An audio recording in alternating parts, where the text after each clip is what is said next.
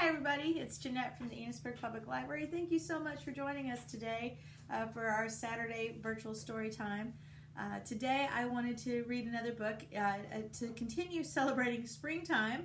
I think that my hope is that if we keep celebrating it, it will actually come. I know we've gone to everything from blizzards to beautiful sunshiny days, so maybe if we keep thinking spring, spring, spring, it will actually start getting some more warmer weather. That's the hope. So today, hopefully you've also had an opportunity to hear some peepers out there, but we're going to read the story It's Mine, a fable by Leo Lionni. I hope you enjoy. In the middle of Rainbow Pond, there was a small island. Smooth pebbles lined its beaches, and it was covered with ferns and leafy weeds. On the island lived 3 quarrelsome frogs named Milton, Rupert, and Lydia. They quarreled and quibbled from dawn until dusk. "Stay out of the pond," yelled Milton. "The water is mine." "Get off the island," shouted Rupert. "The earth is mine." "The air is mine," screamed Lydia, as she leaped to catch a butterfly, and so it went. One day, a large toad appeared before them.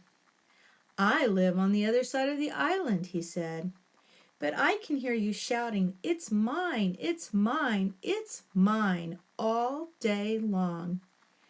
There is no peace because of your endless bickering. You can't go on like this." And with that, the toad slowly turned around and hopped away through the weeds. No sooner had he left than Milton ran off with a large worm.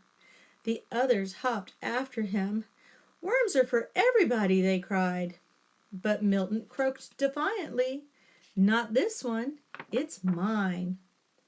Suddenly the sky darkened and a rumble of distant thunder circled the island. Rain filled the air and the water turned to mud. The island grew smaller and smaller, and it was swallowed up by the rising flood. The frogs were scared. Desperately, they clung to the few slippery stones that still rose above the wild, dark water. But soon, these too began to disappear.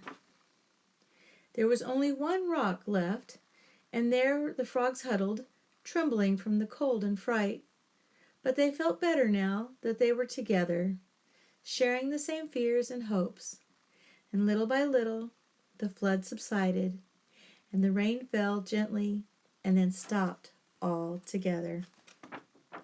But look! The large rock that had saved them was no rock at all. "You saved us!" shouted the frogs when they recognized the toad. The next morning, the water had cleared. Sun rays chased silver minnows on the sandy bottom of the pond. Joyfully, the frogs jumped in, and side by side, they swam all around the island.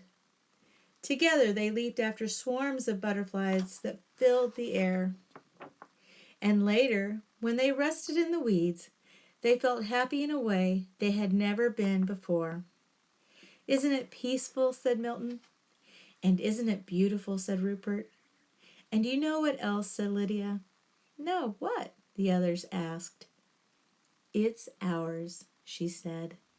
So I thought that I know that we're all home and it's getting super hard and you guys are being so good with being patient with one another, but sometimes it's hard not to argue with those in the house with you, whether it's your sibling or whether it's your guardian or your parent or your grandparent. It's hard to get along sometimes. But it's okay. It's okay. We're doing well. We're trying our best. I thought today what we would do is we would make we can make a frog and a toad just to remember today's story and have it hanging out in our house. And to remember that it's important to practice kindness. It's important to practice sharing. And it's a practice. So sometimes it's not perfect, but we keep trying our best. So join me. I'm going to show you some things that we've done. There's so many different variations you can do to this. We used some rocks. I had some help, my partners, Amelia and Cisco. But you can even just do it as a picture and color. But let's move into it, and you'll see what I did. The supplies we used really are things we found around the house. We went and grabbed 2 rocks from outside. We painted one of them green. We used the back of a writing pad, but you could use a cereal box and cut that out. You just want something firm to go underneath the rocks to hold it. We used some construction paper for eyes. I spread glue on the back of the writing pad, and then I laid out cray paper to go over it for the water. And then I cut the edges off the cray paper once I got it on there.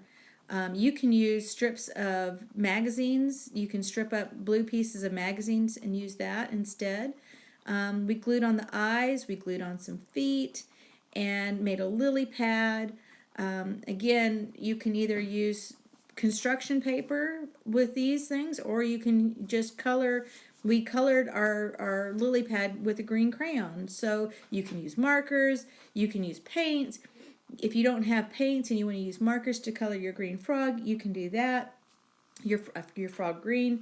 There's a whole bunch of ways you can do this if just using supplies that you have in the house. I hope you have fun with it, and I hope you have a wonderful day. Take care.